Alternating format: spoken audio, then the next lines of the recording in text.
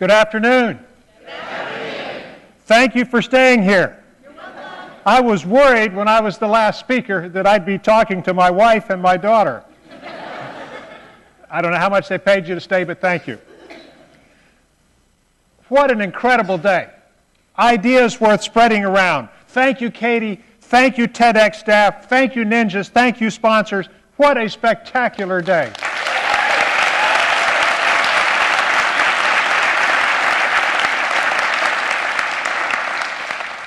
And our speakers, can you imagine? From Columbia, South Carolina, the range of people we have had today and the ideas they have spread around. Our speakers are spectacular.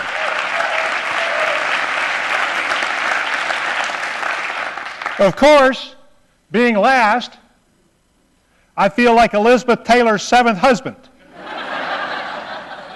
I know what's expected. The challenge is to make it interesting.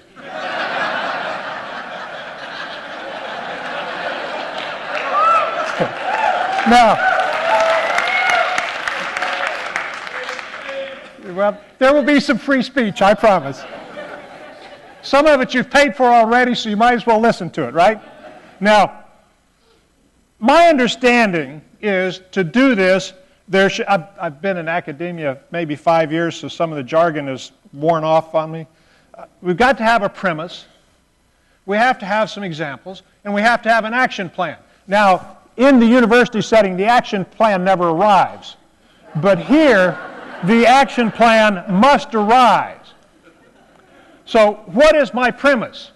My premise is that for 300 years in South Carolina, there has been no appreciation by the people in power for free speech.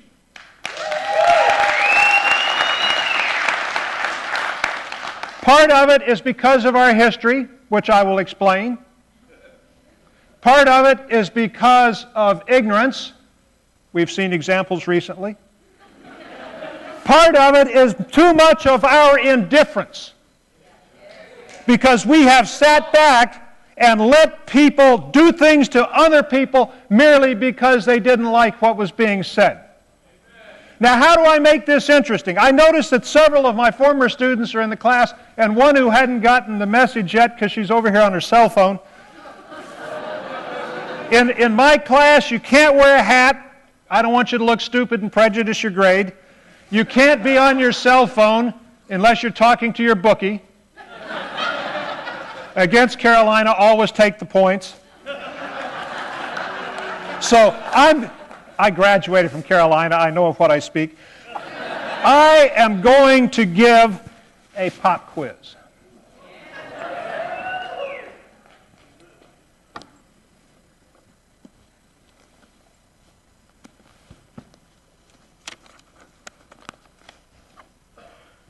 After all, I am a professor.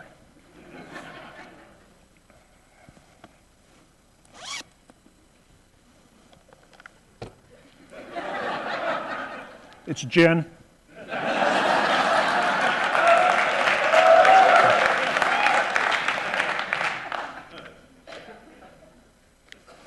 All right, I'm going to show you some objects. Your job is to determine what they have in common.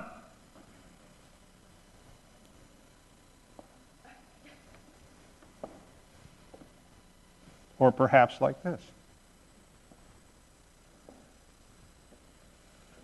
And what about this? What if I torch them?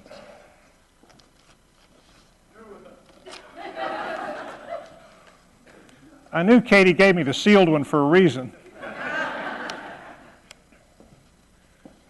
And what about this?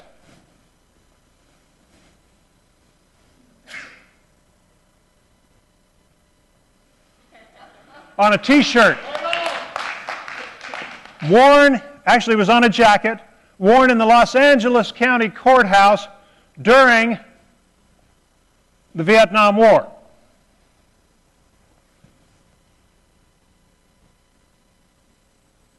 What about that?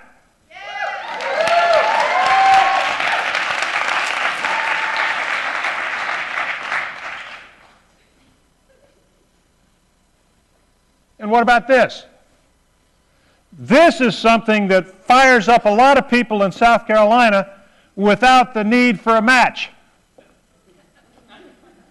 Some people think this is spectacular. Some people wish it had never happened. They can't believe their country is being led by an African American. Actually, an African and an American, I suppose. Our first Hawaiian president. The premise. The people who came here from Barbados to start this colony were ruffians. They liked power. They formed a top-down society. And the majority of the population was black and enslaved, and the leaders were white and wealthy,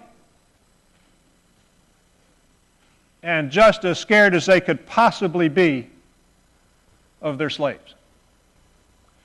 The 1739 Stono slave revolt met with a harsh reaction. Slaves who had revolted, who had left their plantations, were captured, shot, and beheaded, and their heads were placed on pikes along the road to Charleston. We can't have that in the South Carolina colony. So what do these things together that I've shown you have in common? They are all examples of expression, speech if you would, that got somebody arrested. And in each instance, a court has said, this is speech, and this is entitled to protection under the First and 14th Amendments of the United States Constitution. Now, we all know that the Constitution, with its First Amendment and 14th Amendment, exist to protect speech that you don't like.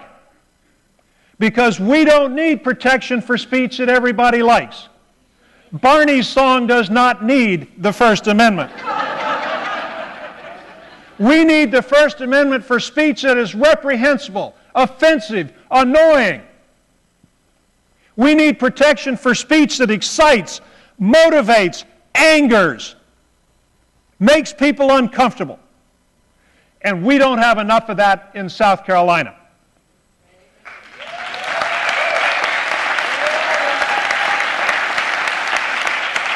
Those people from Barbados built a plantation economy that was managed from the top down, and the people on the bottom were subject to the whim and caprice of the people at the top. And in 1861, when that bunch of nuts got together in Charleston to start their own country because they wanted slaves, 70% of South Carolina's population had no voice in that decision. We didn't let people speak out. At the end of the war, the federal military occupation kept the Ku Klux Klan in control somewhat. 1877, the federal troops pulled out. The Ku Klux Klan flag flies in front of the State House of South Carolina. It's the equivalent of an Al-Qaeda banner flying at the World Trade Center site, if you ask me.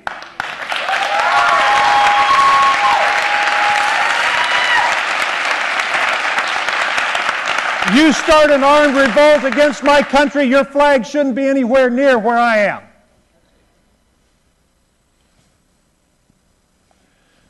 In 1878, we turned the state back over to the former Confederates. That's Wade Hampton. Owned slaves, became the governor after Reconstruction. What do you think happened to the rights the black people had? They were rolled back. By 1895, the state is firmly in the grasp of Pitchfork Ben Tillman, an ardent and aggressive segregationist.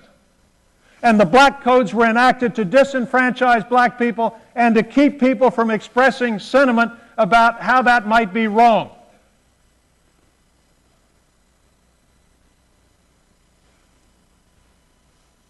So what do we have? If pitching a tent on the State House is speech, if burning a flag is speech, if all of these examples I have shown you are speech, what do you think about 185 young African Americans walking from Zion Baptist Church on the sidewalk to the State House and then being arrested for disturbing the peace, for singing hymns and the Star-Spangled Banner and carrying signs demanding equal rights? They were arrested, they were convicted, their conviction was upheld by the South Carolina Supreme Court, fortunately reversed by the United States Supreme Court that said you can't punish people for peaceable assembly on your state capitol grounds. Now, the governor and her lawyer did not know about that 1963 decision.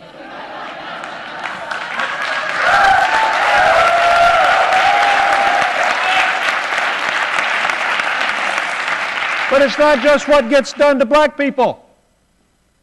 In Honeypath, South Carolina, we killed people with our National Guard because they wanted better wages and better working conditions in a cotton mill.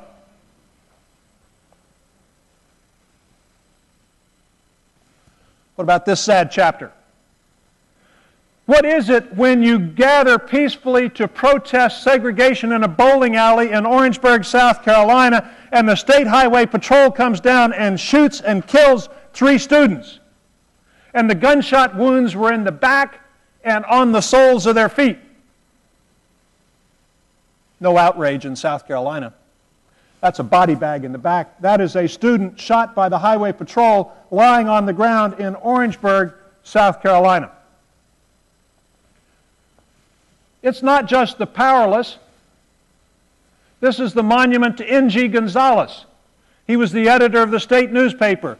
He was assassinated at noon on the corner of Gervais and Main Street by the lieutenant governor, who was the nephew of Pitchfork Ben Tillman.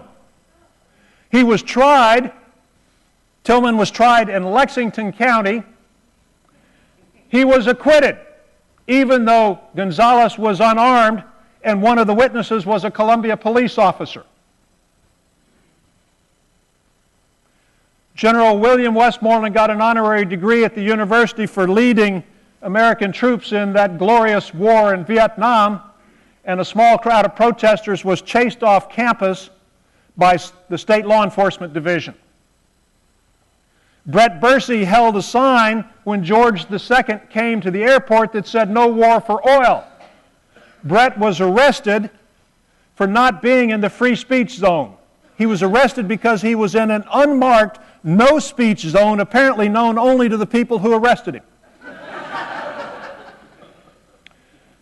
Briggs v. Elliott, the South Carolina case that was combined with 3 other cases to lead to Brown versus Board of Education, was from Clarendon County, South Carolina, and those African American citizens who sued to get the schools their children were entitled to under separate but equal under Plessy v. Ferguson had their homes destroyed, their businesses destroyed, and threats made on their lives, and they had to move out of the state because the state would not protect them. So what do we do to value speech in South Carolina and people who disagree with us? We erect statues on the seat of government to the segregationists and to the liars. Foremost among them, this guy. This guy fathered a child by a 16-year-old African-American maid in his family's house, and in 1948 ran for President of the United States on a segregationist platform and said it was for states' rights. It's the same states' right in the Articles of Secession, the right to have slaves. We took that top-down management from the plantation to the mill, and it still exists as the model in South Carolina, and we have too many of us who have sat back and said, well, that's just the way it is in South Carolina. Guess what? Today, I'm reaffirming my commitment to speak out loudly and forcefully to defend the speech of all South Carolinians. And I challenge you to do the same. Speech cannot be chilled, voices cannot be stilled if we join in a chorus to sing the praises of a marketplace of ideas. Ideas where truth will win on its merit or lose on its merit, not because it offends somebody in power. And like the Assembly Street singers who will follow me and who will instruct us, it will take courage. It will take valiant hearts. But when we all stand with those who would spread their ideas throughout South Carolina and the world, it will be a great day in South Carolina, and we will all be free. Thank you.